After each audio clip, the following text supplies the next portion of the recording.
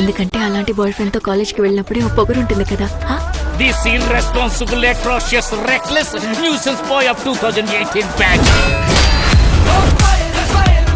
ఈ engineering హిస్టరీలోనే 48 exams supplies ఉంచున్నాడు ఎప్పుడు లేడు కదా. అయితే మొదటి నేనే అయితే పోలా. నడ్డు మాది.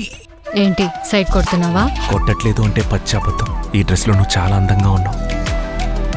నువ్వు ఎంత లవ్ చేస్తున్నావని నీ కిస్ లో చూపే.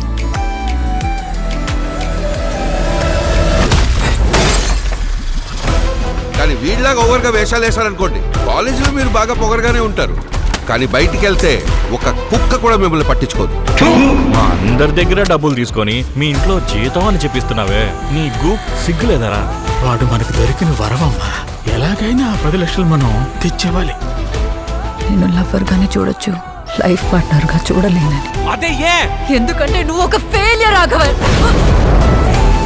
వదిలేమావా, నేను నీ లవ్వర్ అయితే ఎప్పుడో వదిలేసుండేవాడిని.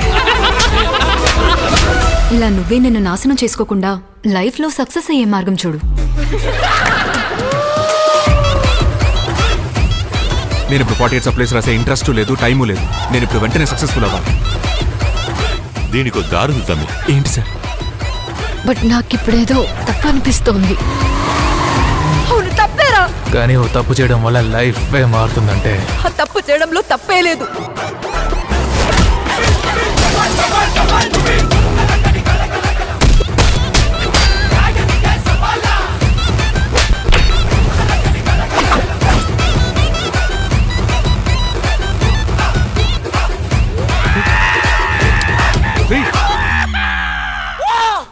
ఏంటి అది? మీకు చెప్తే అర్థం కాదు సార్.